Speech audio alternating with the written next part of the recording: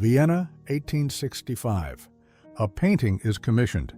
It shows a woman from behind at a slight angle. Her face is not the subject, but her hair, her posture, her figure, the white dress that leaves her back exposed, the tulle that shimmers, dark, dense, down to her waist, plaited for hours by a lady's maid employed for that purpose alone. And in this hair, 9 diamond stars, woven in one by one, each roughly the size of a coin, each individually set. The dress, white tulle, designed in Paris. The Empress has decided herself how she wants to be seen, not from the front, from behind, so that the stars can shine. The painting becomes the official state portrait. It still hangs today in the Vienna Hofburg. 23 years later, she sets the stars aside forever. The woman in this painting is called Elisabeth, Empress of Austria, Queen of Hungary.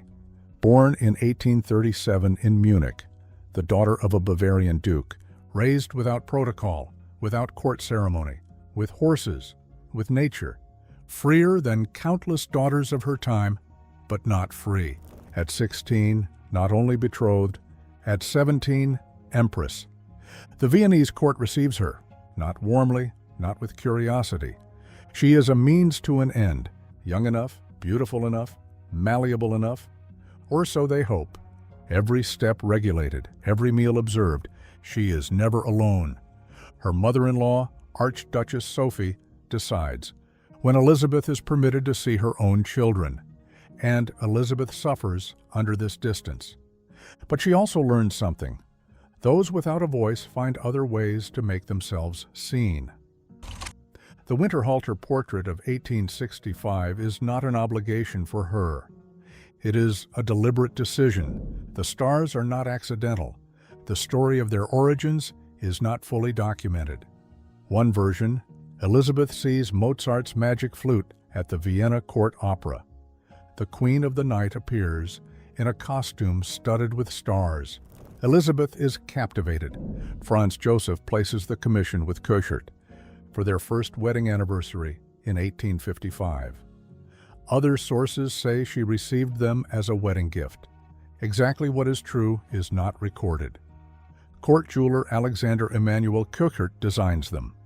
27 pieces, various sizes, 8 and 10 pointed, with and without pearls, each star roughly 3.5 centimeters across, made of gold and silver set with diamonds and oriental pearls. They can be worn individually in the hair, assembled into a tiara, or worn as a brooch, necklace, or pendant. 27 stars, but never all at once.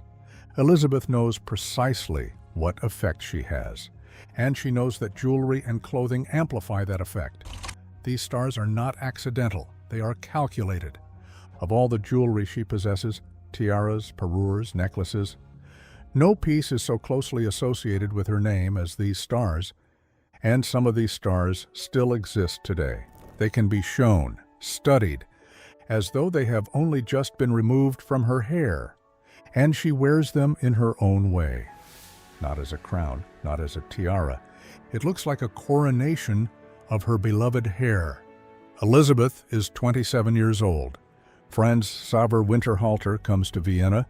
He is the most sought-after portrait painter in Europe. The Hohenzollerns, the Bonapartes, the Romanovs, all sit for him. Now Elisabeth. She does not choose a frontal portrait, no stiff state painting with crown and scepter. She turns away, half, lightly, as though she is about to leave. What Winterhalter paints is not a portrait of an empress. It is a portrait of a woman who knows how she looks. The white dress, white tulle, her back left bare, the tulle shimmers, and in her hair 9 stars, not all 27, 9, chosen, placed, staged. The painting is not merely painted, it is composed. Marie, Queen of Saxony, writes to a friend after meeting Elisabeth, "You cannot imagine the enthusiasm aroused by the beauty and grace of the Empress. Never have I seen my usually calm Saxons in such a state of excitement." The Winterhalter portrait captures this moment forever. It becomes the official state portrait, copied many times, on postcards as early as the 19th century, on posters, souvenirs, in museums. It still hangs today in the Vienna Hofburg. January 1889, Mayerling. Crown Prince Rudolf is found dead. Her son? Her only son? He is 30 years old. The news reaches Elisabeth at the Hofburg. Her lady-in-waiting enters, barely able to speak. Elisabeth takes her by the shoulders, wordlessly. Then the words come, Count Hoyos, from Mayerling. A terrible accident. The Crown Prince is dead. She staggers under the blow. It is she who then goes to Franz Joseph and delivers the news to him, with tears in her voice, without softening words. What follows changes everything, not loudly, not publicly, but permanently. The stars disappear from her hair. The stars disappear not only from her hair, they disappear from the image she allows of herself. Her dresses become black. The jewelry, tiaras, necklaces, parures, she gives away to ladies-in-waiting, to friends, to relatives.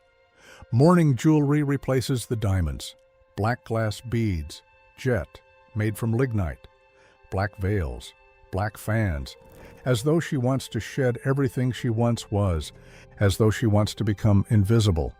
But was it only grief? Elisabeth is 51 years old at this point. For years, she has refused to be photographed or painted. She does not want to show how time has changed her. The image from 1865, the 27-year-old with stars in her hair, is to be the last image the world has of her. So young, so flawless, so unreachable. The death of her son gives her the occasion. But the withdrawal had long since begun. She travels, through Europe, through the Mediterranean, through the world, almost without pause, for years. The emperor often does not know where she is and sends letters after her to be collected at the post office.